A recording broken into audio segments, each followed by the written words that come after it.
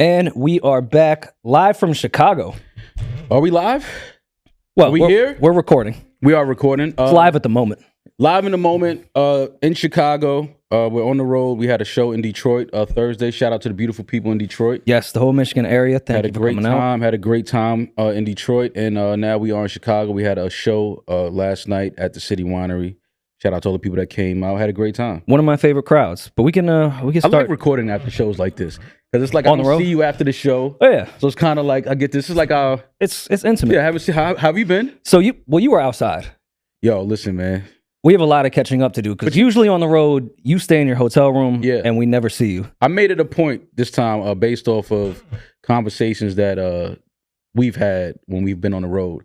And I was like, you know what? This time around, I'm going to try to get outside a little more. We went outside together a little bit in Detroit. Yeah, for a little bit. Shout out to Dell. We went by the StockX office. Seen that whole operation. They're basically just moving dope. Yeah, like, pretty much. That's that whole setup is the car to New Jack City. We weren't allowed to film. Yeah, we weren't allowed to film. Everybody was butt ass naked. Everybody was butt naked, making sure the Yeezys weren't fake, making sure the Prada glasses were real. That was interesting, though. I wish we could have filmed, but I mean, I understand why, because that is kind of secretive in their process with authenticity. But it's a legitimate factory line. And people standing there going through, they gave us like a little test run, taught us what was real and fake about Yeezys, then we had to guess. Yeah. I got everything wrong. I would have bought a bunch of fake stuff. They would have got me. They said if it has a fishy smell, it's fake. Yeah. So just bad pussy is what they're selling Yeezys as right now. I like it. But that was fun. Prada, I got completely wrong. Yeah. I just assumed the heavier glasses were the ones. Definitely not the case. But it was a cool experience. I actually really appreciate it. Shout out to our guy Dell. Then we went by, first of all, shout out to Dan Gilbert. Dan Gilbert owns half? Well, all of Detroit. He owns Detroit. Yeah, it's not even Detroit. It's Dan now. That's what Dan, Michigan is what it is. He had like what would you call it? A model of Detroit? A model of downtown Detroit. Yeah. And Dell was like, yeah, so all the pink roofs. Yeah. That's Dan owns all of that. So he could have just kept it as no pink. Yeah. Just all of Detroit. You painted pink on every single roof. Bismol on every rooftop. I'm like, okay, Dan, I get it. But the beautiful office at StockX, thanks for having us, Dell. We appreciate it. And then we had a great show in Detroit. People came out. Well, you're leaving out our second stop that day. We went to the house that you built. Oh, we went by the Pistons. Yeah. Shout out to everybody at the Detroit Pistons. We went by the practice facility. Mm-hmm. They welcomed you back with open arms. Welcomed me back. They played my theme music when I walked in. They got my jersey. My jersey wasn't there. They sent it out for dry cleaning. Yeah. But when it gets back, they'll put it back in the rafters. We had a good time there at the practice facility. Detroit was dope, man. I had a good time. Yeah. I had a good time in Detroit. Cool to move around. I didn't spend any money at the casino. Like, I'm becoming like a really responsible human being. Good, man. I mean, we still got like blackout drunk at the casino. Well, I mean, listen, either you're going to gamble or you're going to get blackout drunk, or you're going to get blackout drunk because you gambled and lost everything. So when we were walking back in from the Detroit show, there was a car of 3 women walking in at the same time. Mm-hmm. And, I've been around for a little while. I knew what they were doing. Yeah. They were working. They work at the casino. They work at the casino. I could tell by the way they were dressed. They're blackjack dealers. No cards though. No cards. So your card is their card. Yeah. Me, Peach, and Benner go to like the bar area, and we just chilling, having a drink. Yeah. And one of them sits down and is like, "Hey, we could have some fun tonight." I'm like, "No, thanks." And she was a little persistent, and I was like, "I know what you're doing. Just letting you know, like, I don't want you to waste your time. Yeah. Hard worker. Go, find someone else." Yeah. She went to her friends. He's a fucking asshole. I'm like, "You were trying to sell me pussy, and I didn't want it." Yeah. That makes me an asshole? Absolutely. I didn't know you had to be polite. I don't want to pay for sex. I'm sorry. It's kind of like when you pull up to the exit and the homeless guy wants to wash your windshield and you're like, no thanks, and they get an attitude. Yeah, it's like same thing. So I'm just supposed to because she's looking at like, who doesn't want a blowjob? She had braces. Okay, yeah, then I don't want a blowjob. I mean, I wouldn't have anyways, but that was like a big tell in the beginning. Like I don't think I'm going to pay for this. But that's the casino culture. It's going to be working women there.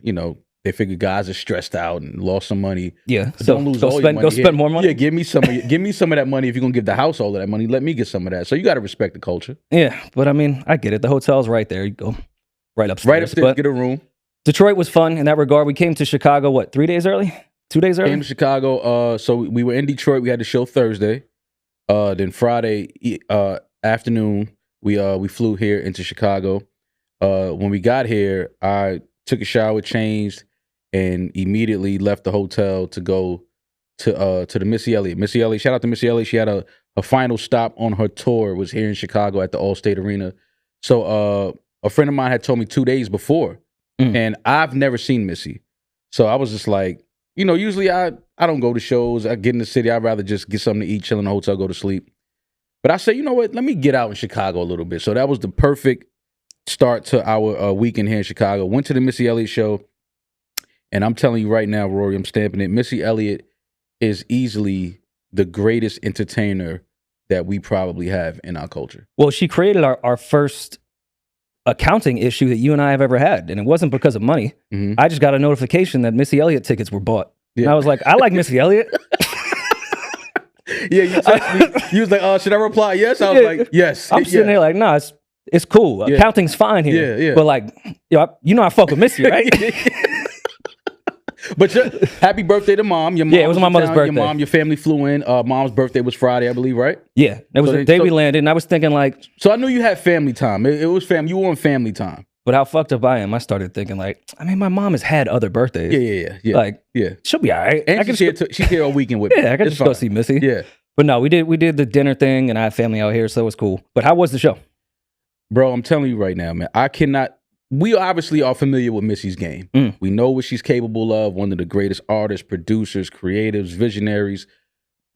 Whatever. I mean, she's set the bar for what music videos in the early 2000s would look like. She's just a complete artist in every sense of the word. I've never seen her live, so this is why I wanted to make it a point to go to the show, because I'm like, I've never seen Missy live. She doesn't tour often either, so. This was her first tour in 21 years. Yeah, it's crazy. So I was like, you know what? Let me catch this show. Busta Rhymes was on the bill. Ciara was on the bill. Timbaland was on the bill. Okay. So I said, oh no, I got to see this show. They all have real great hits together. Yeah. They've all worked together. Get to the show. Got there. Ciara was just wrapping up. Looked great. Busta comes on. We don't even have to talk about what Busta does. Was Russell in the crowd? He probably was somewhere in the vicinity. I mean, I wouldn't know. Maybe backstage. I don't know. Did the house music, did they play any Future? Like in between sets? They didn't really play no music between sets. Okay. And if they did, it was real low. It wasn't like a DJ was on stage. It wasn't that type of... Because they were moving around production so much. So it was like people on stage. And so when Busta came out, Busta's doing his real hip hop, him and Spliff and Scratchator doing what they do. And Busta, before he finished his set, he was like, I want y'all to understand what y'all are about to see when Missy hits this stage.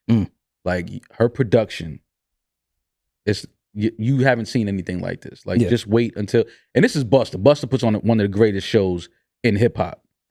So I'm like, okay, but we all know that because we know Missy's a visionary. She's an artist. We know to expect something grand. When she came out, bro, I'm telling you, from the time she hit the stage to the time she was done, it was like she created this world, and we were just all privileged to get a peek into it. From the costumes, the choreography, all of her dancers are here from Chicago. She incorporated a lot of the Chicago house music samples into some of her hits. So it was like just that vibe, and the set, the colors, the pyro. I mean, Missy looked great. Just everything, the attention to detail. Everybody was in the right spots, hitting their marks. It just felt like a well-oiled machine. And sitting there, I'm thinking, if Missy is able to do this in the Allstate Arena, imagine what she can do on a Super Bowl halftime stage.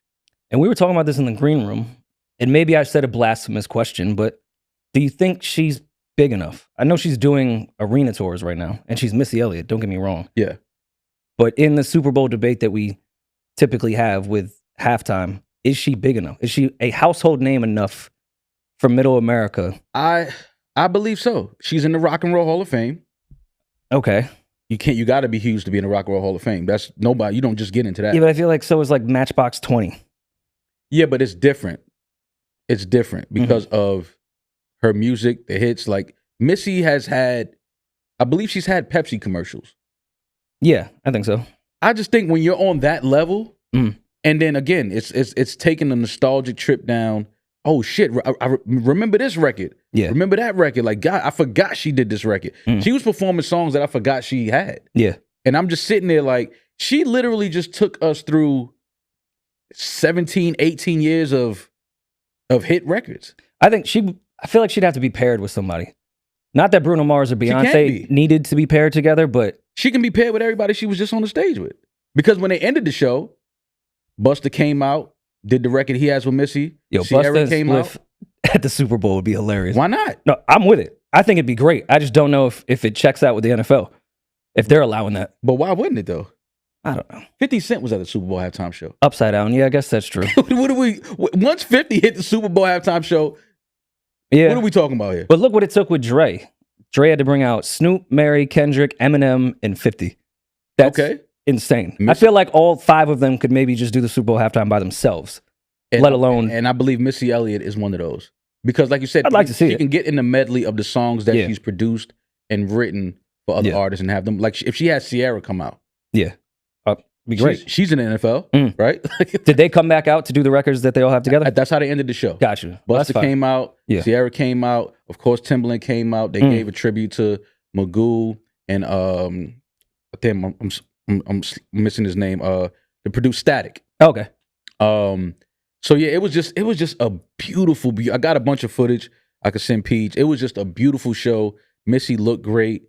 She sounded great. I mean, it was definitely one of the only person I haven't seen live that I think may have an equally or a better show than Missy that I've seen is probably Usher.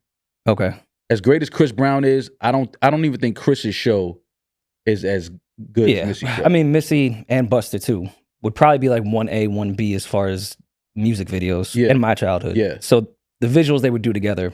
And that's what I'm thinking. And Sierra has a whole visual look too, so they're all visual artists. This is why I'm thinking about because for the halftime show, you can get whatever you want. Yeah. As far as production set, they'll try anything for sure. So I'm just looking at that and looking at her show Friday night. I'm thinking about if she had that stage and that level of production available, like the halftime show, it's the biggest show.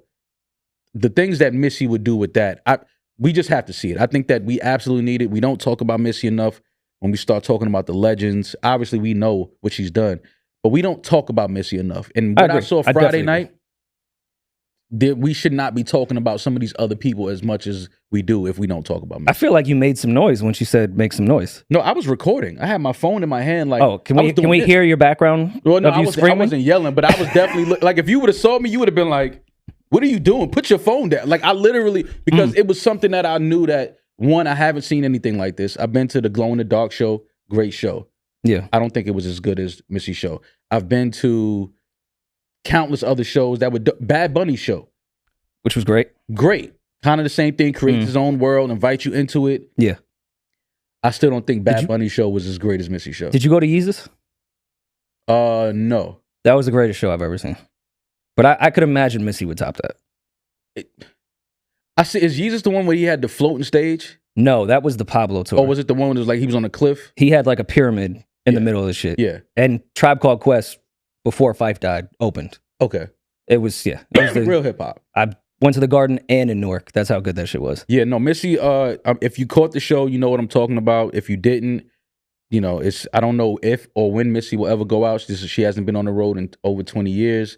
And that was something that Busta spoke to because Busta had a show scheduled this year as well. But he said once he heard that Missy was going out, he said, yo, I waited 20 years to go on the road with her and I wasn't going to miss the opportunity. I mean, Busta Rhymes does, if there's a stage available, Busta will be there. He's performing. He's definitely performing. But Busta, I mean, it's crazy to see how consistently great of a performer Busta has been throughout the years. Like Busta has not tapered off at all. And Busta is he's probably 50 years old now. Yeah. Looks great. Sounds great. Well, he went from steroid bust to Ozempic bust. Did he add some more weight on or? No, he looks good. Okay. He still looks good. He lost me with that video that he posted when he was just standing on the beach fully dressed. I didn't know where Busta was trying to take us with that video. Some Jodeci shit. Yeah, but I just don't know what Busta was doing that day. But, still as far as just an artist and a performer, Busta and Spliff and Scratchator, what they're able to do still, Busta's been in the game over 30 years. Still, they can outperform plenty of these hip hop artists today. Well, don't sound so innocent, because I mean, everyone understands you going to a Missy Elliott show. Yeah. But you also were like rooftop poppy. You was like, oh no, I was outside. You was like me when I was 25. That was just Friday. Let me tell you about my Saturday, Rory. I'm just giving you Friday. Let me get into what I did in Chicago Saturday. I'm at a family barbecue, being extremely responsible. I was really outside for me and you, planting out flags. You was keeping my name alive out there. Planting out flag in the streets, running around Chicago, letting them know who was in the city. Bag some numbers just for me though. Just for you, in case you want to have some conversation. Yeah. So Saturday, a friend of mine lives out here. She's like, yo, I'm taking you to do tourist stuff. We're going to do all the tour. Because I was like, I've never been outside in Chicago. Yeah. Anytime I'm here, it's hotel, venue, restaurant. It's never like a day moving around the city. Bet. I'm going to take you different restaurants.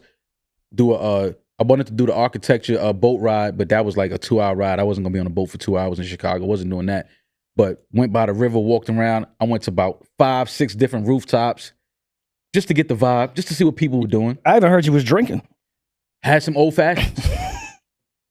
Yo, Chicago whiskey. Mall is crazy. Listen, this is what you wanted me to do, Rory. You wanted me to go outside. You wanted me to plant my flag and be like, yo, Mall, get outside. So, do something. Had I known you were going to the Missy Elliott show, you were going to be drinking old fashions on a rooftop, you was going to be at Soho House, I would have abandoned my family. Damn, I ain't think about it like that. Like, yeah, I would have just disappeared. Abandonment like alcohol and rooftops. Yeah. Like, they'll be fine. They'll be fine. I'll be back in a few hours. I'll leave money for pizza. Yeah. That's how parents do is money on the table. Yeah. Order some pizza. They'll be fine. Yeah. Damn, I would have did that. Beautiful, bro. The weather was perfect.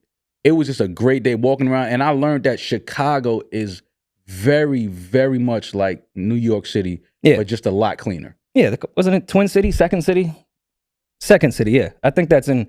This could be like a New York arrogance thing, but I think it's called Second City because it's I fully like New York. It's just number two. Kanye says summertime shy.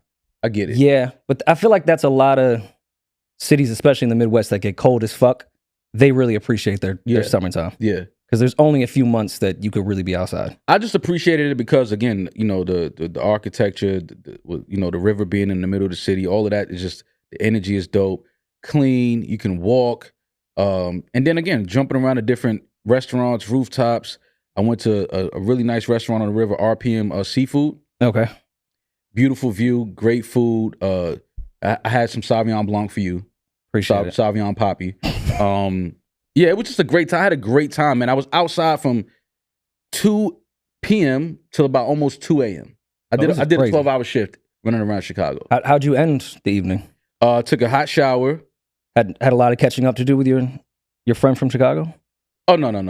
That's strictly platonic, right? Simply. She was bagging for you. No. It was literally just showing me around, showing me the different spots. I don't know much about Chicago. But ended the night at Soho House for a few. Went back to the room, showered, and passed out because I knew we had to get up and do the show the next day. I'm so corny. That used to be my line all the time. What? When we were on the road. Show me around your city. But did you actually mean show me around the city? Because I actually wanted to see. No, of course. And I did see a lot of Chicago. But I could go see the city by myself. Yeah. I didn't really need local knowledge to go see the bean. Like I could Google where that's at. Yeah. It's cool. I could see the Sears Tower. Everywhere in Chicago you can see it. I do want to come back though because I want to see, the other side of Chicago now. Good luck with you on your own. Why not? I just want to see it. Oh, I went to the beach. Okay. I went to the Shore Club. You should stay in that area of Chicago. Nah, man, but you gotta with the amount of gang members that were scaring me at our live show. I feel like I don't want to go see that side. You know what I noticed, man? Like it's hoods everywhere. It's gangs everywhere. I just feel like us being from New York City, growing up in a certain culture and a certain environment, we can maneuver in different cities in those areas. Because my thing is, if you always go and they just know that what type of energy you on, just like love, respect, just trying to see how y'all live out here. Heard it's a dope soul food spot over here. People not fucking with you. Agreed, but still, I'd have to move around with somebody that. Oh no, you got to be with somebody that you. I don't know what shirt color to wear. You can't Google. You can't Google image this. Like you can't Google image where Sharks is at and where Club O is at. You can't Google image. I feel like the amount of YouTube comments about Chicago gang culture, I probably could just Google what to wear and what not to wear. Yeah, no, you can Google that, but still have somebody with you that can kind of tell you like, all right, we good over here. Let's go over here. Let's do this. And I've been to the south side of Chicago. There's great areas in Southside. Yeah. It's just, at this point in my life, I'm a little too old to. I listen, I totally get it. But last time we were in Chicago, actually, though, I went down to the south side because I think Division's show was over there. And then we had somebody from Chicago with us that took us around, like on a quick tour. Even took us to the McDonald's that R. Kelly was fucking kids at. I don't know why y'all would want to see that, but okay. I think it was just on the way, and he just pointed that out. Like, that's what R. Kelly said. Like y'all saw the series, right? Yeah, that's the McDonald's they were talking about. I was like, oh, that word. Being a landmark now is crazy. Like somebody tell you, yeah, remember, y'all seen the documentary, right? Where R. Kelly after school was waiting for you. Why would you point that out? Like, that's just weird. That's some wild shit. But the show itself, Chicago, one of my favorite crowds. Oh my God. By far one of my favorite crowds that we've had. We did our couple segment. Amazing. The second one was a little interesting. Yeah. Couple came up. Well, not a couple. We didn't even know if they knew each other. Before we get into that, because we saw somebody in a meet and greet, and he said he was in the city. His girlfriend had planned a weekend for them, and it was kind of plans kind of fell through, didn't go as they expected. And he said his girl felt like she didn't do a good job, or he wasn't enjoying himself. So I believe his name is Nick and Sierra. Yeah, that sounds right. His girl's name is Sierra. Sierra, we want you to know that Nick enjoyed himself. He had a great time. We were supposed to bring y'all on stage last night, but when we up there, just in the moment, we kind of things slip our mind. But we wanted to make sure that Sierra understood that Nick had a great time. He loves you. He appreciated everything you did from this weekend, and he just wanted you to know that he had a great time and he enjoyed himself.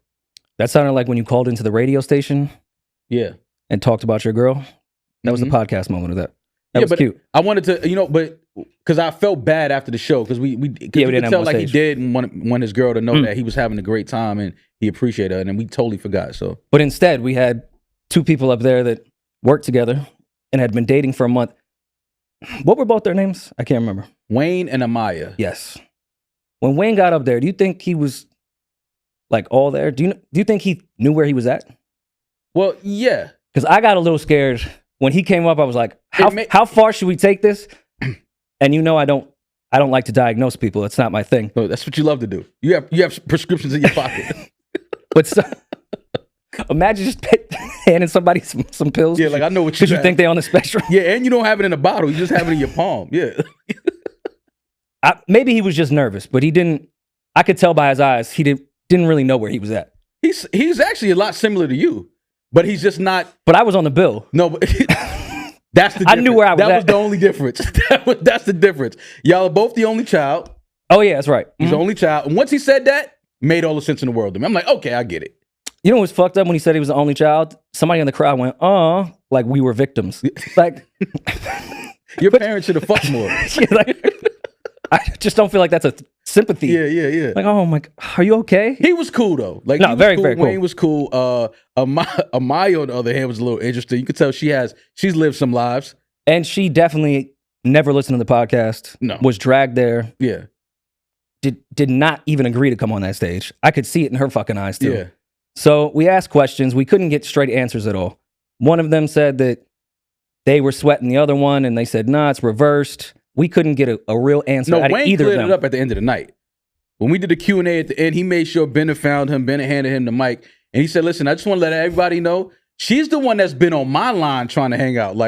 So Wayne stood on business at the end, and he sat down. He definitely hit us with, and another thing in the argument. Let me let y'all know something before y'all leave the City Winery tonight. She's been on my line. I'm not sweating her. She's been on my line wanting to hang out with me, and tonight is a night out. We're having a date. So I just wanted to clear that up for the people. Which I think she had left at that point. He was by himself. No. So that's why he could get his shit off. Well, she been clocked out. She been checked out of that relationship. So because we couldn't get a real answer, Maul took her phone. Yeah. And went through it. With her permission. Of course. She unlocked it. I mean, with a bit of... It took some talking to. Yeah. It took you putting her phone in front of her face to try to get the face ID. Because it said face ID, not mine, hers. So I put the phone in front of her face. She claimed she didn't have Instagram. So she had Instagram, but she doesn't really use it. But then when I opened it, when you open the phone, you can see the apps that's open. Yeah. Snapchat was right there. I'm like, oh, so this is what you use. Okay. So I go to Snapchat. And for backstory, these two work together. They work together. Mm-hmm. They've been, according to Wayne, in Wayne's mind, they've been married for 30 years. But according to Maya, they've been talking for like a month. Kind of. Yeah. They've happened to just be in the same place for a month. They work together. Yeah. They had the same shift a week in a row. So you go through the Snapchat, and at first I thought you were just gassing it like for entertainment purposes. Mm-mm. What was on that phone? So it turns out that the guy in that chat on her Snapchat is one of their coworkers. They all work together. Mm. And so I'm like, oh, okay. Once he said, because before I opened it, you see I had some message waiting. So I said, who is this? Because it was the first message. And Wayne said, oh, like that's the homie. That's the coworker. Yeah. Oh, okay. So this is innocent. Let's just see what the coworker talking about. So I open the Snap. Coworker standing on a big box of business. First line. I can't wait to eat your fried pussy from the back. Whoa, sir. Hello. It's a freaky ass company. Who are you? What's your name? I said, what? And you know what's funny? The first question I asked her was, have you talked to anyone else at work? And she was like, God, I would never do that. I would never. And I believed her. Yeah. She said that with conviction. Like, that was the only answer she gave. Like, would never do that. Not in that Snapchat. But meanwhile, from the back. And he spelled FYE, F-Y-E. That's when you know he can't wait. I hope they're hiring. That company is crazy. How much do they pay their HR person? You got to deal with that. But then Wayne's face, after I read it, he was kind of looking at her like, oh, so this what y'all be talking about? So that's why when Wayne sat down, he made sure Ben understood, yo, bring that mic over here. Just to let y'all know, she's been hitting me up. Yo, no judgments, but fucking that many coworkers is crazy to me. I don't know. Well, getting like one off secretly, I think everyone's kind of been in that situation before. Yeah. But you going like on dates with one and Snapchat DMing at the same time? But I don't know if they had sexual relations yet, though. I don't know if I got that energy from them. Really? I don't think they had sex. No, I don't think they hooked up. No, I think they hang out. I think they talk. They flirt. They Wayne probably like, yo, let's go let's do this, and she's like, all right, cool, but I didn't get sexual energy from them. I didn't get that. Yeah, they were interesting, but the other couples were great. Shout out to Lamont and I believe Tasia. I'm just putting couples with each other's. I don't even know. I think it's Lamont and Tasia though. I love when the couples get nervous and kind of tell on themselves. We didn't even ask this question, and one of the guys in the couple was like, yo, I never fucked my ex in 3 years. Like, we didn't ask that. We asked your name and where you're from. Yeah. Now I'm just gonna get right to it. Nah, I don't know my ex. Haven't seen her in 3 years. Cool. But outside of that, it was a really good show. Great show. Shout out to the Corner Conversation podcast. Yeah. Shout out to Boo from Boo and Gotti. He came to the show. Yeah, man. Chicago was great, man. We had a great time in the city. When I was on my way to the show, actually, the elevator door opened and your mom was standing right there. Yeah, she was just chilling on the third floor for the whole trip. I said, listen, Mom, come on, bring it in. Hug. Happy birthday. That was the last person I was expecting to see when the elevator doors open. Yeah, and she came to the show for the beginning. Yeah. And then when it was time to pod, she's like, I don't want to hear this. I don't want to hear what y'all about to talk about. No, but I don't blame her. Well, I blame it all on you. It's your influence. Well, yeah, I mean, I would never say any of these things. Yeah, no. If it wasn't, me. I'm influencing you to say these things. Yeah, I'm peer pressured every single time. Right. Did you guys do anything after the show? I called Soho House because that's one of the few spots that's open at that time that's not considered fast food. Yeah, one of my favorite Soho Houses too. Yeah. So I went there, and as I get there, so I'm leaving the venue. I called. They're like, the kitchen closes at 10:30. At this time, it's probably 9:50. Cool, not too far, 10 minutes away. Run back to the hotel, drop my bag off, go to Soho House. When I get to Soho House, I go to open the door is locked. So I'm like, what's going on? So the valet booth is right there. The guy says, yo, give it like 5 minutes. They just close the doors. But I'm on a clock because the kitchen closes at 10:30. So I'm like, okay, it's 10:05. I'm good. As I'm standing there, it's a pretty young lady standing outside. But you can tell like she's upset, she's yelling, she's cursing, she doesn't have any shoes on. So I'm looking around, and you can tell everybody that's standing out there is kind of like, they already know what's going on. I'm late to the party. I don't have any idea. So I'm looking around. A Sunday night, though, at Soho House? Sunday. No shoes on? No shoes on. So I talked to the valet guy. I'm like, yo, what's going on? So he don't want to talk too loud because the girl is literally right behind him. So he's looking at me. He was like, yo, like, it was a little situation. She got into a fight upstairs. They kicked her out, and that's why they locked the doors. She left the shoes up there in the fight? They just kicked her out. So I said, what? So as I'm talking to him, I hear, Ma, what the fuck you doing in Chicago? So now I'm scared. So now you're part of the problem. Yes. You banned. So now I look at her. I'm like, oh, like, okay. I'm like, what's going on? I'm like, yo, what's up with you? You okay? Like, nah, everybody gonna die. I'm like, me too?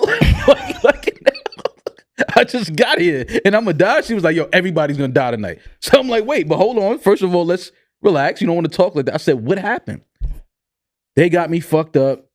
You know, when somebody's drunk, everybody got you fucked up. So I said, okay, but what happened? So as she's talking, I can start to smell the alcohol. I'm like, okay, drunk, get it. You know me, I'm thinking pretty girl in Soho House. She probably caught her dude in here, you know, trying to be low. I'm thinking that. She went through a whole thing and, you know, they kicked her out. So I'm like, but wait, where are your shoes?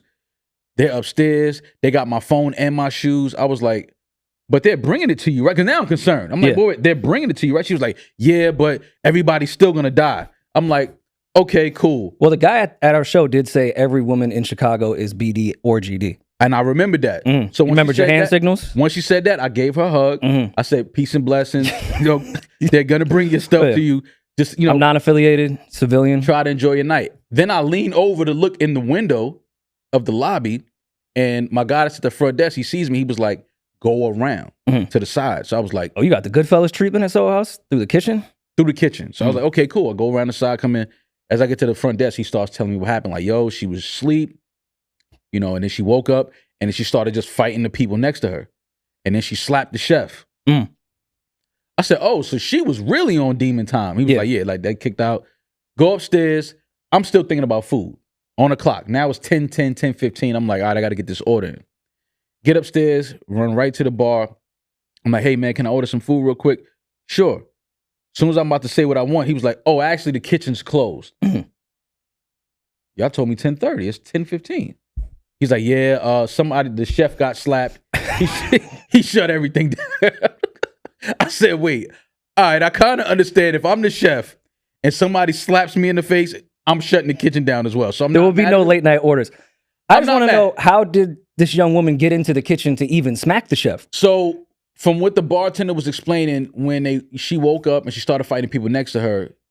She just woke up swinging? Bad dream? She woke up and just, you know, started maybe just cursing people out and got into it. So then the staff, they start to separate people. Because I don't even know, is there security at Soho House? I don't even think it's security at Soho House. Yeah, there is. There is?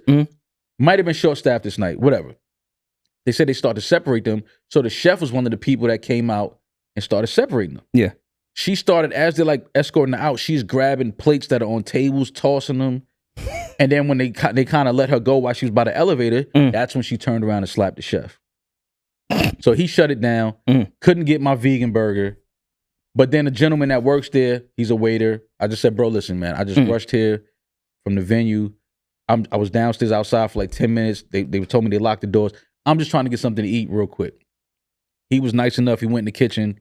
He made it happen, got my burger. The bartender gave me a drink, gave me some pineapple juice, bottle of water, took care of me, had a great time. And then Did the chef appear to have any marks on his face? I didn't see the chef. Okay. I never saw him. He probably was in the back, pissed off. I feel a little weird about that. If I'm a chef and all the knives and sharp objects I have to defend myself and I get smacked by a chick with no shoes on, I'm probably never coming back to work. I mean, because you know everyone in the kitchen was calling him pussy. Or I don't know if the chef should be breaking up a fight. Yeah, it's a weird. You the chef, bro. Like you can stay in the kitchen. Like don't even. This ain't. It's focus on the burger. It's other staff here that can take care of this. But overall, it was cool. The Soho House. This is one of my favorite Soho houses in Chicago. So the vibe was cool. Other than that, but that almost destroyed my night. Because if I couldn't get a burger, I would have been outside with her. Like, yeah, everybody's gonna die tonight. So something similar happened to me at Dumbo House, where I got my Soho House membership like taken away. What? It ended up getting suspended because it was sort of a misunderstanding. But okay, I get an email one random Wednesday like, Rory, based off everything that happened on said date, and because of this person, we no longer want you at Soho House. So I was like, what the fuck? Right. So I went to Dumbo House with a few of my friends, and then they met with other friends. One of them being, I won't say the model's name. Very, very famous model. Okay. She was definitely going through her drug phase at that time. Okay. Mixed that with alcohol and was losing her mind in Dumbo House. So they grab her, kick her out. I don't think anything of it. Downstairs, she assaults a security guard, throws up in the lobby, and then breaks a window of a car that was parked outside. So I'm like, what that got to do with me? Yeah. Well, it was under your membership. She was your guest. I was like, I knew that bitch for 1 minute. Well, why did they assume she was your guest? No, her name was under mine. Because like a group of us went to the Soho House, and people that don't have memberships, you put their name under. And she was very famous. Like, people knew exactly. They said her full name in the email. So people knew what time it was. Yeah. But it was under mine. Yeah. I had to go to like a Soho House hearing. I was like, yo, I'm trying to tell y'all, like, I apologize. Oh, you was ratting? You was on the stand ratting? Yeah. Yo, you was snitching. 100%. The fuck out of... Yo, you was snitching for your membership back? Yeah. Okay, I respect it. I wasn't even there. Yeah. And if you don't know her like that, it's even more of like a... And you know, Dumbo House is like... There's that downstairs that's like a bunch of other stores too. Yeah. I was like, man, what the fuck I got to do with this? Yeah, like, that's the assault happened over there. Like, I get it. She's on my name. So I see why you guys are reacting this way. Yeah. Well, that's why they do that. Because they can attach...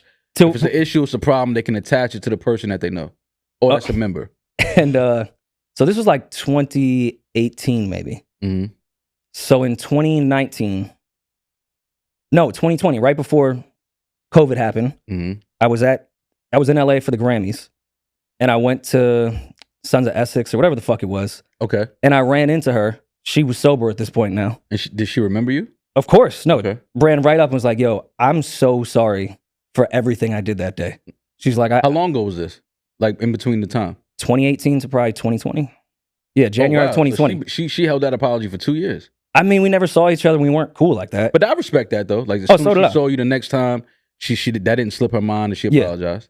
But that shit, no, I'm not losing my Soho membership because just some person that happened to be there. We never losing that membership. But she was going nuts. She was just like screaming at strangers enjoying their food.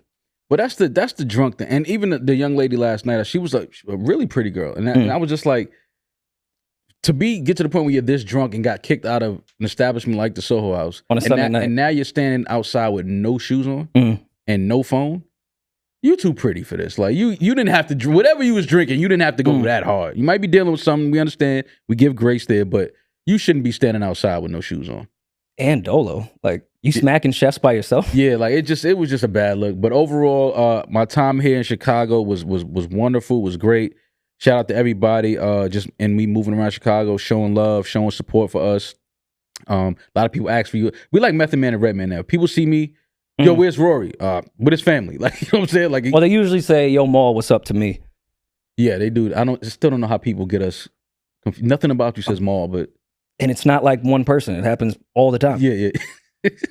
But I mean, I've heard Syph say that. Like, people will run up to him and call him Rosenberg. And he's like, do I look like I'd be a Rosenberg?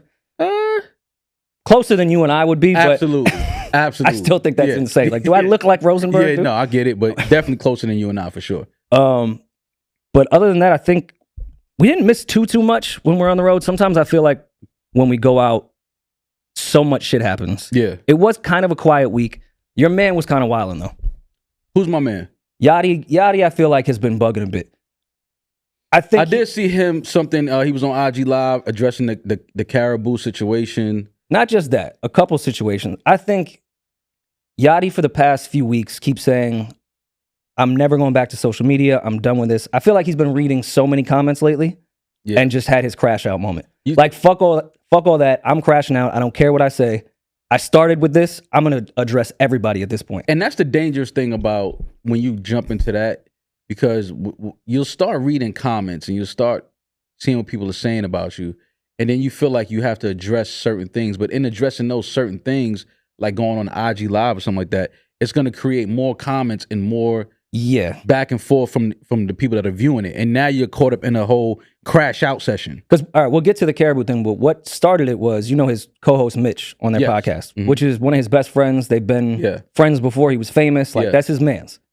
I think Mitch was the one that wanted to start a podcast, and Yachty was like, all right, I'll do it with you. I did see that clip of Yachty saying, I'm a rapper. I don't need to start no fucking podcast. And like, I don't need that. I did that for you to, help build a platform for you and put some money in your pocket, which I can respect. If you got a friend and you like, okay, let me try to carve a lane for my boy, at the same time use my influence and my platform to help build his. So I respect that. But I did see a clip of the episode they had with Key Glock, And this is what started the crash out based off the comments. And I'll be honest, I didn't like what Yachty said. Like, I don't think that friends should speak to each other in that type of way when you're talking about making money and this, that, or you wouldn't have this without me. Like, when you're friends, you don't even need to say that or throw that in the mix. Yeah, because Key Glock was sitting there like his parents were arguing. Yeah, like he just sat there quietly, like, all right, so I got music out. Right. I know they were having a bigger conversation and it got clipped down. But what Yachty was saying was, hey, Mitch, you don't know what it's like to just start something completely from scratch. Mm-hmm. You had me, so don't just go tell someone to go get a job because you never had a job. He went on that rant. Mm-hmm. And Mitch was cool. He didn't say nothing. Yeah. Then all of Twitter started killing Yachty for the same reason you're saying. Like, it's kind of fucked up to do that in public with your mans. Yeah. If you're going to have that convo, do it privately. Mm-hmm. Definitely not in front of Key Glock while it's being recorded. Right. So Yachty then is really mad at the comments, but then gets on live and is like, well, Mitch never went to Twitter to say, yo, that's how we speak to each other. And then just went on a fuck Mitch rant. Mm-hmm. Like he was supposed to do something. Right. They went from being cool to Mitch probably sitting at home like, are we still on this? It was my job to go to Twitter to say, right, Yachty, it's okay to talk to me that way. Right. Yeah, I didn't understand that. And then I seen Yachty saying that he was going to end the podcast, that he's not doing it no more. And I just was like, it's okay to have moments where you fuck up and say things to friends and do shit, and then have that moment of accountability and apologize. Like, yo, listen, man, I said some things I shouldn't have said. Because I remember watching the Kevin Hart documentary. He had a situation like that on the plane with his trainer. Yeah, and he said some things to his trainer, which is one of his best. Which is one of his. He went crazy. One of his best friends, and things that he said, just as men, you don't say to each other, but as friends, yeah, it was just nasty. Because it's like, Kevin, you don't have to say you're the guy here. You don't have to say you're the superstar. You don't have to say you're the breadwinner. Yes, we all know that we're blessed and fortunate enough to have you as a friend in our life, to put ourselves in better situations. But at the same time, you know, I'm your friend, number one, but I'm also the guy that's keeping you physically in shape to be this comedic rock star that you are. I'm training you. I'm helping you, stay in shape and feel better about yourself, perform better. So I have a purpose here too. It's not like you're just the rich comedic superstar. You hired me. I have a craft. I'm a professional, and you hired me. But in our work relationship, we've also developed a chemistry and a brotherhood and a friendship. Yeah, that certain things you just don't need to ever say. And I will give Kevin Hart, props, because he recognized, was drinking, was drunk, said some things I shouldn't have said. He apologized. I mean, the fact he didn't even bury that footage is kind of crazy. But that he looked nuts. But I like that, because it's like, I'm going to show y'all my fucked up moments, but I'm also going to show y'all how, as brothers, that we also are able to mend that shit and move through it. So this Yachty situation, I think, is his moment to, he said some things he shouldn't have said, but now show us the mending and the accountability moment. And also, and maybe I missed it, but I don't think I did, Mitch wasn't saying nothing for Yachty to crash out at. It probably was some shit behind the scenes that spilled over in front of the camera. Then do that shit behind the scenes. I agree, but it's a tricky thing when we work together, and if anybody knows about this type of shit we do, when you work together and there's things going on behind the scenes, it's hard for that shit not to spill over in front of the camera, because it's real emotions. Yeah, it's like, absolutely. This is how I really feel. I'm not gonna sit here and act like we don't have this situation going on. I'm not going to just bury that. My energy is different, obviously, and this is why my energy is different. And then it got paired in with the Caribou thing, which was already weird, because we were at Broccoli City, and it was Yachty and Concrete Family. Yeah. And like the talk of the entire festival was Caribou wasn't on stage with them. Yeah. Even on the timeline as well. So there was clearly something going on. But the crash out had to be involved with that as well. He started leaking references of freestyles. He said she don't write shit. He created her, dressed her. You'd never be shit, bitch. He went nuts. Do we think that Yachty is this something? Is he going through something on a personal level? Yeah, well, of course I don't know, but judging by his actions publicly, we've never seen Yachty like this. No, not at all. But he has been kind of like internet moody for the past few weeks, to the point that he keeps saying, "I'm not going back on social media." And I think he just finally cracked and had to get a bunch of shit off his chest that he's been wanting to say for quite some time. Because Yachty has always been great at only being seen when he wants to be seen, only being heard when he wants to be heard. Him even doing a podcast was interesting because it gave us a more of a glimpse into Yachty's personality. Yeah. Which is great. I've seen a few episodes and a bunch of clips. So it was good to see Yachty in that space. But this Yachty, though, as far as, the things he's saying and doing and going on Instagram Live and things like that, because I've seen a little more summers than some people. I've got a little more experience in just watching people. I wouldn't be surprised if there is something that comes out to where, Yachty talks about maybe going through some things and he's dealing with some things emotionally and physically and probably under the influence of something. I wouldn't be surprised because this type of energy, you can, and again, Yachty he's been great at just maintaining this really fun, clean image. I guess I'm with you on a possible substance thing. I hope that's not the case whatsoever. I hope not either. Or to even put that on someone, but it's not like anything's been super crazy. Like this Mitch moment wasn't that nuts. Yeah. Yachty has went through way crazier internet issues and slander than this entire thing. And then the Caribou thing, I mean, it's not really a shock that you put together your crew of friends. Like this wasn't some big shocking surprise that the world was like, oh, the guy that's behind this group helped style them. Right. Wrote some bars for them. Yeah, I think that pretty much checks out.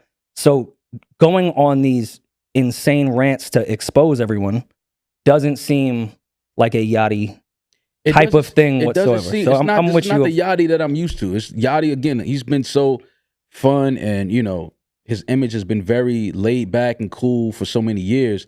To see him having this moment, I just, I hope not, but it has to be attached to something else. Yeah. Or something behind the scenes that Mitch did that we don't know about, or that Caribou did, because she really hasn't said anything publicly. And we still don't really know why she completely left, but yeah, maybe there could have been something behind the scenes. But even she's been posting on her IG, like, you need to move past this. I have not said a word about you. I don't care. Move the fuck on. And also, that verse is trash. The On the Radar verse. I know that's like a huge internet moment. And I appreciated what Yachty was saying, like on the producer side, like, yo, I put the 808s there so everyone's ears would perk up and you would be like the final star of this entire thing. But I try not to sound like the old hater. Yeah. Wasn't that crazy to me that someone revealed they ghost wrote trash? Like, actually, he probably should have kept that to himself. It wasn't a Simba freestyle. Like, yeah, I get it. No, I get it. I understand what you said. Like, we know he's written for City Girls. Yep. Some of that stuff, like, that takes, and we know Yachty is a good writer. Which bar he wrote for them? Don't do that, man. Because I'm gonna be disappointed if he wrote some of those like overly sexual bars. He probably did. I'm like, why? How your brain went there? Okay, but see, we can't do that because there's references. You could YouTube now of Big rapping Kim's verses, saying some nasty shit. No, Big got one of the craziest bars ever in his own shit. Again, Richard Pryor shit. But go to some of those Lil' Kim references that Big is rapping them. Yeah, like he's rapping on them shits and saying some foul. It's always like, funny. Not only did he write it, he showed Kim how to deliver that shit. Yeah, this is how you got to say it. Because we all believe Kim when she says something. Because her delivery is amazing. And then when we got the hardcore poster, it was like, oh, I believe everything she said. Big was talking about suck a dick with conviction. Yeah. So how could I hate on Yachty for doing some City Girl records that are good? Definitely not hating on her, but it's just interesting when you hear some of these female artists, and it's like, no, but he wrote this, and I'm like, okay, and he wrote that like down. Like, it's like when you sent me the verse the last night you wanted me to say on stage, and you was like, "Hey yo," yeah, just reading "Hey yo" is hilarious. I'm like, bro, you didn't have to put "Ayo" in. That's how the verse started. Yeah, but "Ayo" is not like part of the verse. It's just kind of like a, just to catch the beat, catch the pocket. You don't write "Ayo." In the 2 words flow, that's part of it. If you count the syllables and the bars. I had a delayed reaction because I read the verse when you texted to me, But then when I got back to the room and I read it and I saw Ayo, like you texted me. I shouldn't read Ayo. I apologize for exposing that I ghostwrite from all. It's been confirmed. But back to the Caribou. Like City Girls isn't really like my cup of tea, but I can appreciate they could like sort of rap. Yeah. They're not bad rappers. They could deliver it. Yeah. So that Yachty stuff, I think that's like a cool stat to say that he was the writer on that stuff. That takes a lot of talent to do. Yeah. This new generation, I don't get it. Yeah, man. What did they hear? I think because I understand with the generation right below me and some of their music I don't like, but I get it. I get why it works. I see the talent in it. But that On the Radar, I just don't get it whatsoever. And maybe I'm just a fucking old nerd, but no, it's not that, because I always try to compare it to when I was, that age, 18, 19, and what I was listening to. And I always talk about how I had to sneak to listen to Snoop Doggy Style. Mm-hmm. Because that's some gangster rap, people were frowning upon that. They were trying to like ban it from stores and things like that. But we're talking about guys that were really rapping. We're talking about Snoop, Warren G, flows and metaphors, and that was still rap. So this era now, this generation now, what they're doing, and I never like to hate on it because again, it was a moment where, me listening to quote unquote gangster rap was frowned upon. And now you look at the figures that we've gotten from that, I guess, genre, like a Snoop and a Dr. Dre and where they are now. Like my mom knows more about what Snoop got going on now than I do. Yeah. And I'm just like, I couldn't listen to this when I was younger, but now you know more about Snoop than I do and where he's at and what he's doing. So this generation, the way they're making their music and expressing it, it's a little awkward for my ear, for your ear, from the generation we come from. It's a lot of out of pocket flows. The melodies are creative sometimes, but in other ways, it's like I couldn't catch that melody and what they were trying to do. So I just think there's a certain lack of real rap. It's more emotion. It's more vibe, if you want to say. Yeah, I don't know if it's emotion. I think it is just only vibe. Some of these newer rappers have emotion in their bars. Oh, for sure. But I'm talking more about like this newer generation of similar to the On the Radar Concrete family. Right. That and some of them I think are okay, but we always talk about it. I do understand why Playboi Carti is as successful and as a bigger name as he is. Whenever I listen to his music, I find myself trying to have to jump into that world. And I'm just like, I still don't, it's not connected. And maybe it's not supposed to connect to me. That's always another option. Oh no, they're not making it for us. That's why I can't be a hater in this entire thing. But as a music guy, as somebody that loves music, I just want to hear what they're listening to out there now and what they're, creating. And it's like, I can't really connect to that though. And I mean, I used to understand when I was in high school listening to like Gucci, and people older than me were like, yo, what the fuck are y'all listening to? This is crazy. Yeah. I can still find the genius in Gucci, even if you are more of a traditional hip hop type of guy. Mm-hmm. This stuff now, it sounds like just like reference verses of like just trying to find a pocket. Yeah. And they just never filled the words in. Mm-hmm. That's what most of this shit feels like. Or it's completely off beat, and not the way like Lil B the bass god was off beat. Mm-hmm. But I felt like there was an art to that. This, you just talking. Yeah. You just saying shit that doesn't even rhyme at this point. But it's a lot of it is more, there is a lot of good music though. Oh, for sure. A lot of good music. I just can't, when you start talking about, he's rapping or she's rapping, I'm like, are they? Because that's not, to me, it's not rap. Yeah. But it's music. It's, I get it. I understand it's the energy and the vibe out there. But a lot of this newer stuff is just not for me. I can't really connect to it. But I do support it because at one point in time, we were out there and the things we were listening to, the generation before us, they didn't understand it and they couldn't fuck with it either. So never want to shit on it, but I just can't really connect to a lot of this shit. Yeah. I don't know. But I mean, more power to everyone I know. It's not for me. Yeah. And that's fine. Other people seem to like it. Also, while we were on the road, Drake updated the 100gigs.org, added 3 new records that he leaked the day prior on his Instagram. SOD, which we had heard a version of already. Mm-hmm. No Face, which I actually really like that record. And then Circadian Rhythm. Yeah. Which had cool production. Like, I'm not mad at these little 3-packs. I think it's cool.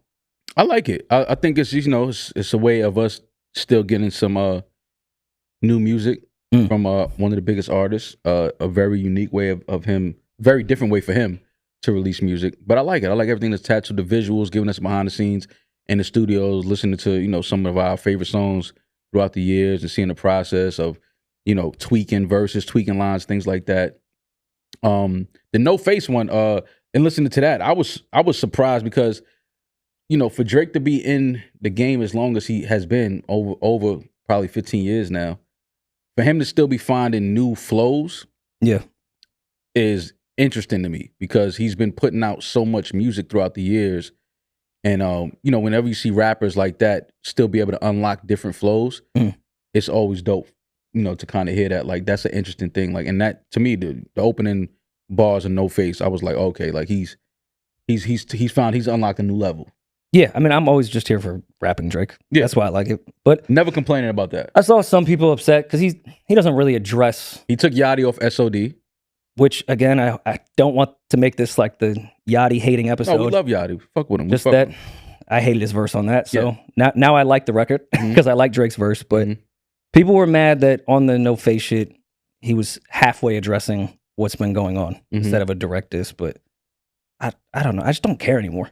No, I really just don't care. I think that's how I think that's just probably what it is from here on out. Like, certain songs, certain bars, I think will be dedicated to just addressing and kind of like, just reminding like, yeah, I didn't forget. I know it's, we went through that whole thing and it's still like on my mind. It's like, oh, okay, I'm glad they showed their face, they showed their hand. Like, now I know who's who and what's what.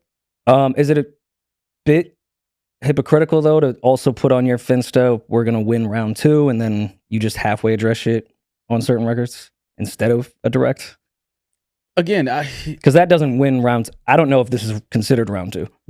I was going to say that, but when is round 2? When I have no idea. This again, so we don't know. We just getting music, but I'm not attaching everything to a battle and a fight and this, that, and it's just like, I know we're gonna get bars and direct it to certain people forever. I think Drake, that's just in the zone he's in from here on out. He's not gonna forget certain things that was said and who said it.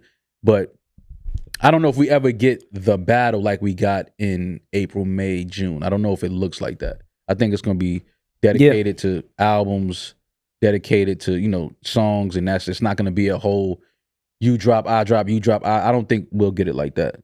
I don't think so either. I think anything will really just be addressed on albums, and if anything. Yeah. But I did see a lot of rumors that Kendrick is on the way, which I think is like DJ Head has been dropping blue caps for like 5 days behind everybody talking about Kendrick. But also, what would be cap? I also think the Kendrick is coming prediction is also a weird one. Like, an A-list artist isn't about to put out more music, right? Like, we know Kendrick is going to continue to put out music. So either say a date or don't say anything. And also, how could it be cap? Is DJ Head saying Kendrick's not putting music out? I think also to people that are saying things and saying that they spoke to Kendrick and something is on the way, like immediately, like in the next couple of days. I think that's what DJ Head is more so speaking to. Like, cut it out, because I'm obviously have a close ear to the camp. I'm in communication, and he probably knows that Kendrick is not even done with the project yet. Yeah. So. I also just feel like Kendrick doesn't speak to people like that at all. He speaks to not many, but he has his select few in his circle that he speaks to, and I think Head has a finger on the pulse of that. I think he knows directly when Kendrick is dropping. Yeah. I did want to see the Kanye concert stream in South Korea, but we just didn't have time because the set list looked fucking crazy. He started out mainly with new shit, but he went through a whole run from All Falls Down for the next 2 hours of just all classic hits. This was he just wanted to do a random concert. Yeah, 41,000 people, South Korea, for the fuck of it. Insane. He even did 4 or 5 seconds, and I'm the only one that would have sung along. That's your jam? Listen, man, when you go Start with all falls down, Jesus walks through the wire. Heard him say, touch the sky, gold digger, diamonds, late, good morning, stronger. I wonder, good life, can't tell me nothing. Flashing lights, homecoming, heartless. Run this town, power, all the lights, monster. Catalog is fucking crazy. Devil in a new dress, runaway, hell of a life, mercy, click, on site, black skinhead, new slaves, blood on the leaves, bound to, Otis, all day, only one, ultralight beams, father stretch my arm. It just continues. This is like this is insane. Insane catalog to run off like that. That's absolutely crazy.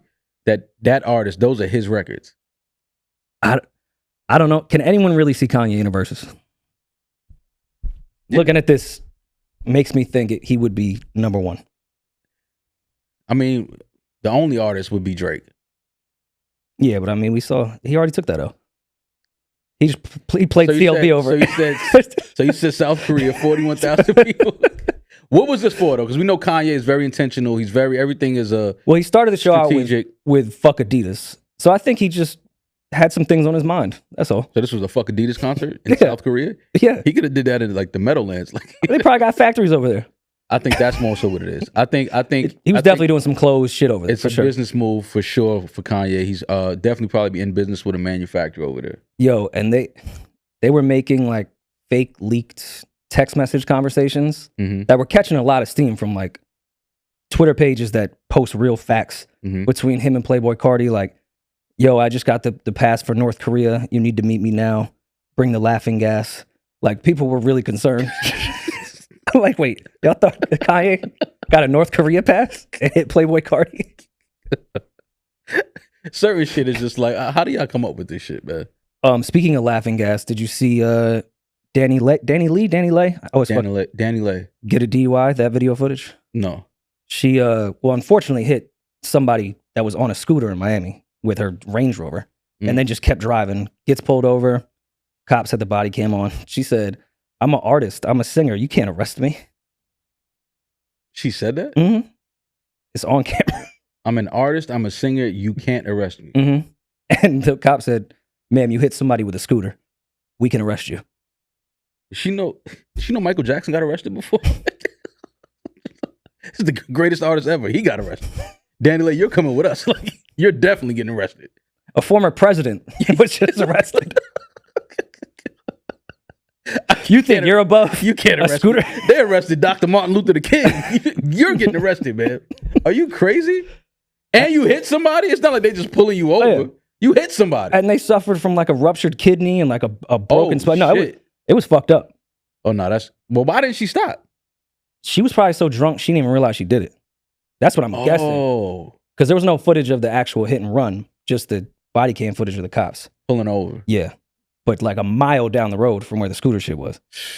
Yeah, that was fucked up. I still don't understand how people get DUIs now. I mean, bro, if you know you're twisted. Yeah. When I got a DUI, well, it got thrown out, but there was no Ubers. Exactly. Now it's like, bro, you can leave the car here. Like, you can come back and get the car tomorrow. Like, getting a DUI now is just such an irresponsible thing. Like, you can literally call a car to come pick you up from anywhere. And you're also in Miami. Like you can't even walk out of a restaurant without a car asking you, do you need a ride? It's just crazy, man. But hopefully whoever was hit by, the vehicle is okay. A ruptured, you said kidney? I believe that's what it was, oh, man. Yeah, that's crazy. She's facing DUI charges? Yeah, I'm not sure I'm sure there's going to be more reckless. Hit and run DUI. Endangerment. I'm sure all that shit is there. But, all right, let's get to voicemails. You've got mail. We have to go back to the old potting days with headphones on. Man, it's been a while since I put the cans on. Put the cans on. So we have our first voicemail. Does not want to be anonymous, so this is Seth. What's up? Big fan of pod. Always have been. My name's Seth. I'm from Raleigh, North Carolina. Raleigh. Yeah, let's get into it. So, boom, I'm a single dad. Me and my BM separated, whatever. She, went one way. I went a different way. I found out she was on drugs. She OD'd in front of my son. Jesus. And her mom. Thank God her mom was there. Blah blah blah. Put restraints on her. As far as with my son, and then she got better for the court. Blah blah blah. A year later, boom, she fucking runs into a tree. Apparently, she's on drugs in the car with my son. So then, yeah, of course, I did not let her see her like that. She used to have supervised visits a few hours with her mom on the weekend. Boom, her mom, she started wilding. Her mom ain't got no, restraints on her. She trying to get a nigga to threaten me, da da da. I'm not playing like that because I'll have to kill a nigga for my son. So no, you can't see your child. Boom, she hasn't seen him in like 6 months. She don't even call this nigga for 2 months. She don't even call him or son. So anyways, boom, I'm trying to get her to be able to see him. I just don't want my son to have to go to a facility being watched and her, you know what I'm saying? It's weird. But also, I don't want my son to be in public with a stranger. You know what I'm saying? And it's just like, because I told her I just don't want to facilitate that shit because you'll have me ended up killing a nigga. You know what I'm saying? It's just, nah. So I'm in a rock and a hard place. I'm just an entrepreneur trying to do right, take care of his son every day. You know what I'm saying? I'm different. She went one way, I went a different way. Please help me. Well, I mean, I'll start with that's a very unfortunate situation. That's very fucked up. Yeah. But this is where the court system, I think, would be in a man's favor for once. Yeah. And if it does take those supervised visits in the beginning, I think it's super necessary. Mm-hmm. Even when she's getting clean, she's still running into trees on drugs. It's when you start talking about parents having an addiction problem, and this is a unique situation because the father, a lot of times we see it's the dad that has issue. But growing up in my own family, I know that a lot of the times the moms have addictions as well. It's just like you said, it's probably gonna have to go to the courts. Let the courts handle that. It's tough because he does sound like the type of dad that I don't want to keep my child from his mom. I want him to have a relationship with his mother, but I don't think it's safe. I definitely don't want him around any other guys. Yeah, that she's dealing with. So yeah, man, it sounds like you're gonna literally have to take this to the courts and play this thing by the books because it's a very unfortunate situation. But at the same time, the kid is the priority, the safety of the child. No matter what you feel towards your baby mother and things like that, that's to the back burner. The child has to be safe, and you want it to be a type of environment where it's it's healthy, it's loving. The kid doesn't feel any remnants of any drug addictions and any problems or issues that you and your child's mother may have. So yeah, you got to play this one by the book. You can't fuck around with this one. And the court system will force her to choose her kid or drugs because she's gonna have to pass a drug test to even get out of supervised visits or anything like that. Right. So yeah, I know it's fucked up because now you got to think your son is gonna have to go to the court and sit with somebody there. Like it's a really weird experience to put a kid through, but I can't think of another option outside of that. You keep the kid safe. Whatever you got to do to keep that child safe, play it by the book, do things the right way. Cool. All right, let's get to the next one. Get the cans back on. Cans loaded. Turn me up in my headphones. Yo, what's good, Josh? Your boy, Young and Miyagi. One of the admins of the Rory and Mo group page on Facebook. Shout out Baby D, you already know. We was having a discussion about Jay-Z and the button-up jeans era, and somebody said that he stole that swag from Tim Duncan. And basically that Tim Duncan's the pioneer, Jay-Z saw it, and then the rest is history. Maul, I know you from that era, and you was actually there, so we want to know, is that true? Did Jay-Z really get the swag from Tim Duncan? You already know. Shout out to everybody. Love is love. Saying that Jay stole Tim Duncan's swag for dressing is hilarious. Tim Duncan being one of the worst dressed basketball players of all time ever is insane. But he kind of has a point, no? I would have to, because for a while Tim Duncan was giving us t-shirts, sandals, and jean shorts. Jay never gave us that. Yeah, he did when Cam called him out. He didn't have jean shorts on. King of New York wearing Sean Clippers. But he was on the beach, so that's fair. But I think Tim might have got that from Jay, or I think that was around the time where the NBA stressed that dress code and you had to wear a collared shirt. Because I remember they did that after a while. It was like because of Iverson. Well, because of Iverson for sure, but they had got a little lax at the point. But then it was like, all right, collar shirt, whether it's a polo, it doesn't have to be the full button up long sleeve. It could be a nice polo shirt with some jeans. So I think that was around the time. That was around 2005, 2006. Did they all get it from Jordan though? Because Jordan wore full suits. You never seen Michael Jordan show up to the game with jeans on.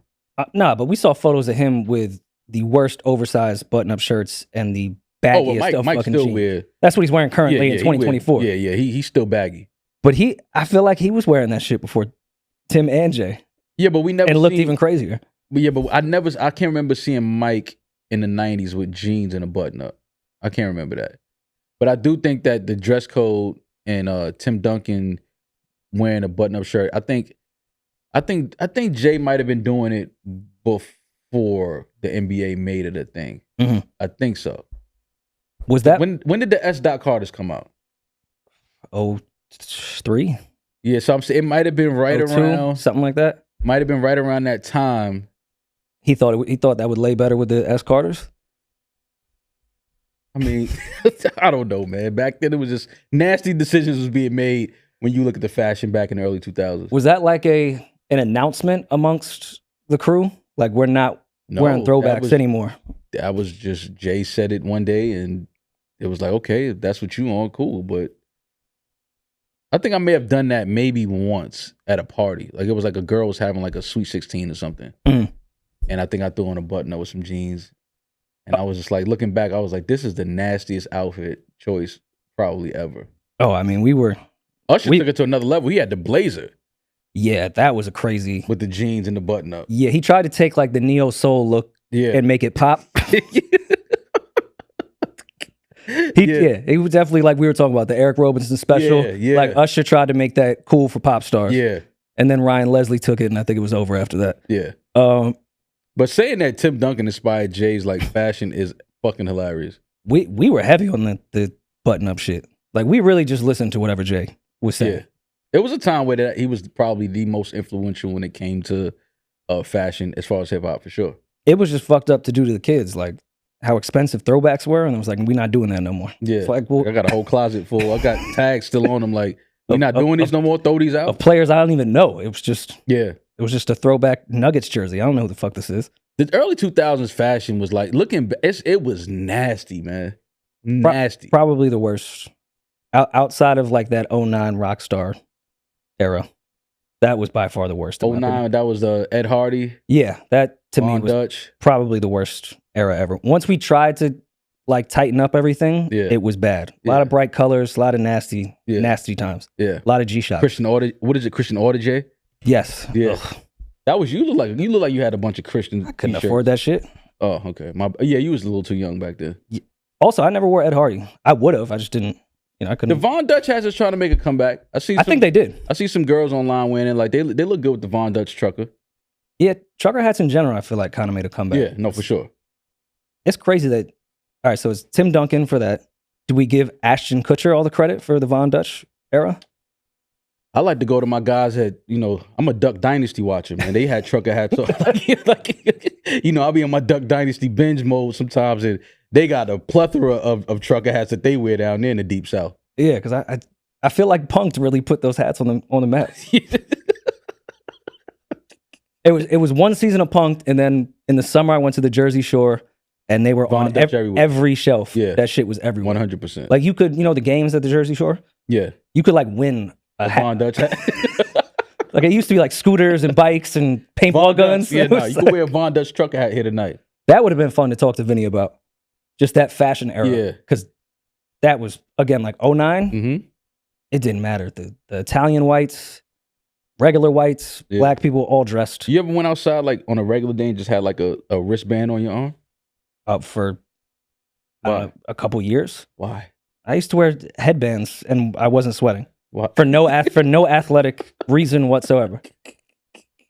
It was some nasty times, man. I hated going to church, but when Iverson wore those "What would Jesus do" things, I was asking my mom, and she was like, "Why do you want that?" Yeah. I was like, "Oh no, because I think it'd be good at church to wear that lion." Like Iverson has, and then I matched it with a rubber band. You have to naturally.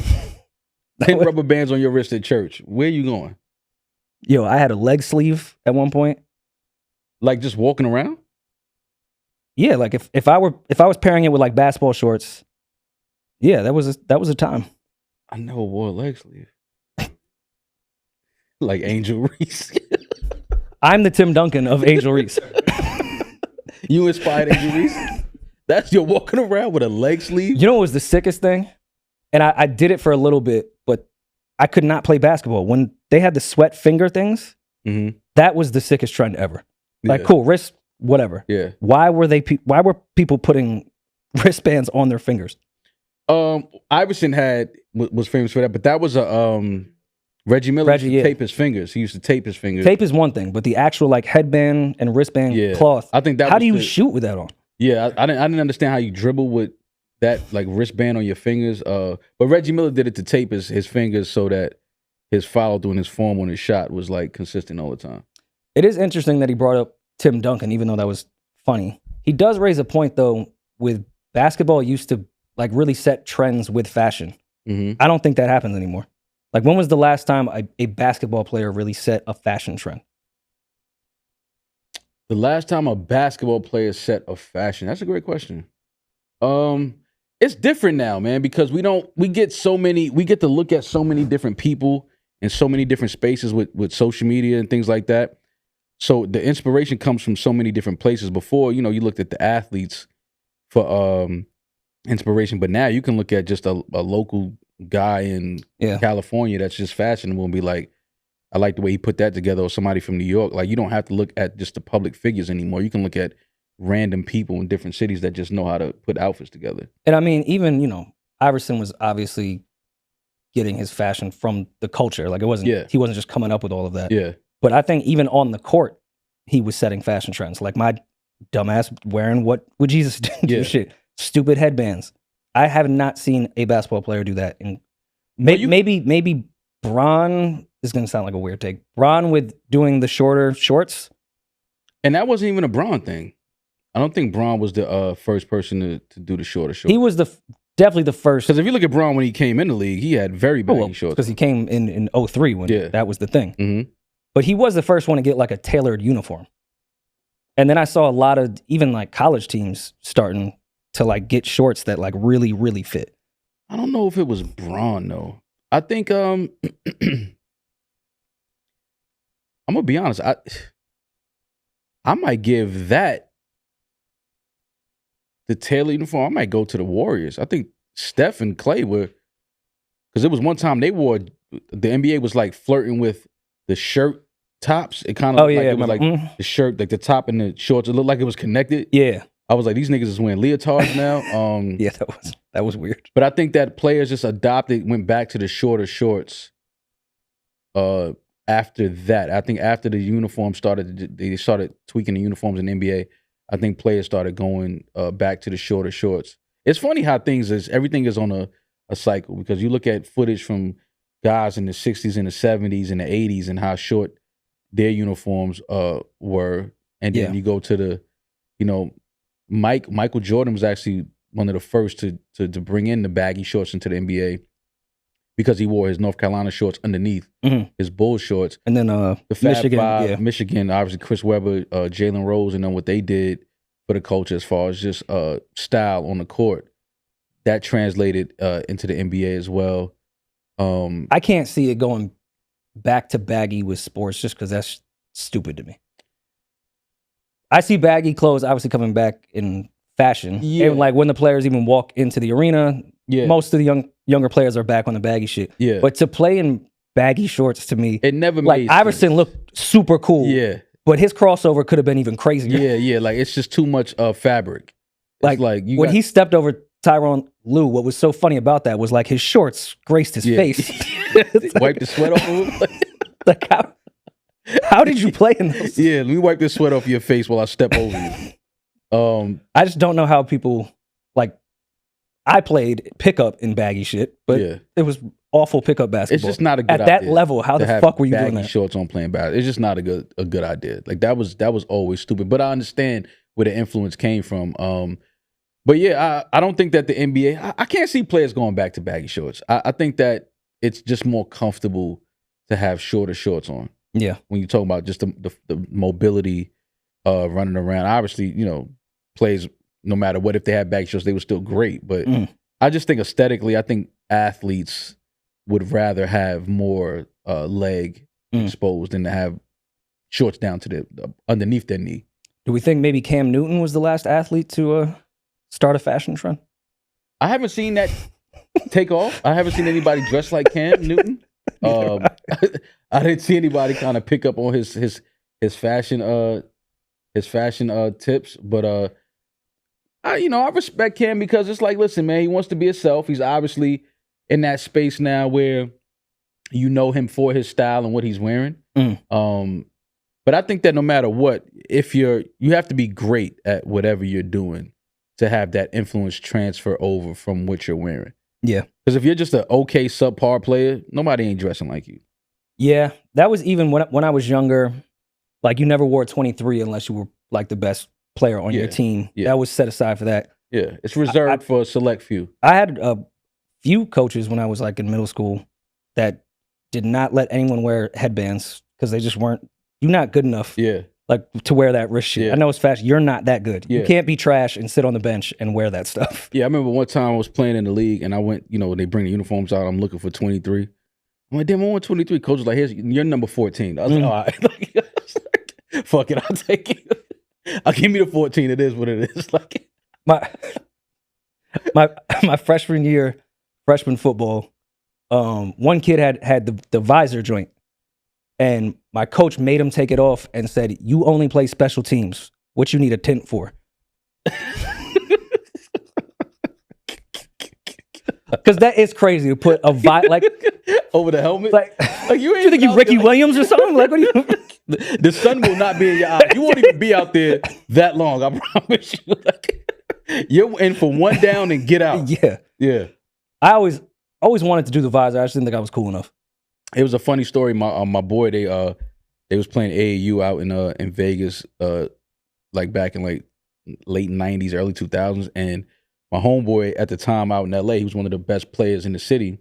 His name was Tony Bland. Shout out to my man T Bland. He was the first one to wear the soccer socks playing basketball. Yeah, but he was the best player in the state of California at the time. You know what I'm saying? So it was like he could wear what he want. So my boys that was from out here in New York, they went to Vegas for AAU, and they would all see Tony Bland in the gym with the high socks. So shout out to my boy Andre Barrett. He said, "Yo, man, we all went to the store." He was like, "We all bought the high socks." We like, "Yo, we wanted to wear the high socks." Like, "Yo, that shit look cool."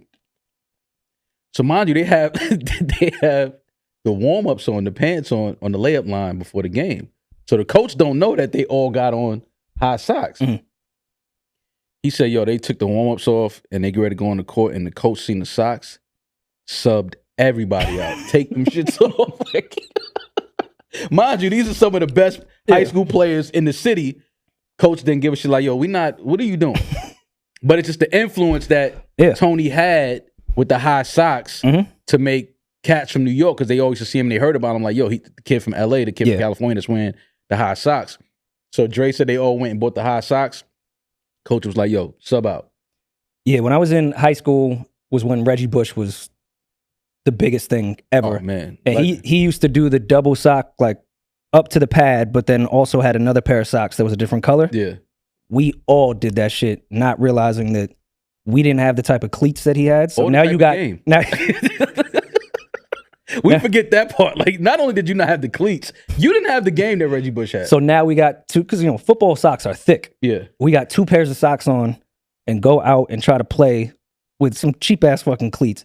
My feet never hurt so much after that. We're like, yo, we can't do the Reggie Bush no more. Just doing dumb shit. Well, thank you to Detroit. Yes. For showing love. We had a great time in Michigan. Shout out to everybody that came out. Chicago, thank you for the love. Again, amazing show. Salute to everybody that came out. We had people driving from St. Louis, different parts of Ohio. It was just a lot of love in the room. People from Jersey. People from Jersey that came out. Somebody flew in from Long Beach, California. Yeah. Shout out to him. But yeah, man, London is up next. Yeah. We will be in London in September 18th, I believe, Benner. September 18th, we are in London. October 17th, we are in Toronto. November 22nd, we are in Atlanta. December 13th and 14th, we will be back home in New York City, Gramercy Theater. Tickets available now, newroryandmall.com. I will also be in Vegas this coming weekend. No, next weekend. September. That's why you saved your energy on the Chicago trip. So you got rollover energy. You had to parlay your energy for Vegas. First of all, I'm going to Vegas. I know why you're going to Vegas. To talk about my album with Soho House. There you go. And Shout you out know, to Soho House. I might extend my trip. You never know. Who's counting? It's week 1. Yeah. Football. Mm-hmm. You know, Vegas can be buzzing. The Raiders. Yeah, maybe I'll go by the stadium. Yeah. You know, for some family fun. Yeah, 500 on black. I get it. I don't think there's hookers with braces in Vegas. There might be hookers with something else in Vegas. Not braces, though. It's probably curable, right? They do need their medical card, though. I think workers, they do. They have to have That's medical why card. it's legal in Vegas, right? Well, it's not technically legal, but it's just frowned upon. Yeah. Like, yo, just like, I know do it on certain blocks. I know what you're doing. Go over there with that shit. Tickets available now, newrorymall.com. All right, bro. We're on our way back to New York. Yes, I have to make this flight. All right, well, let's get the fuck out of here. We appreciate y'all. We love y'all. Until next time, be safe, be blessed. I'm that nigga. He's just Ginger. Peace.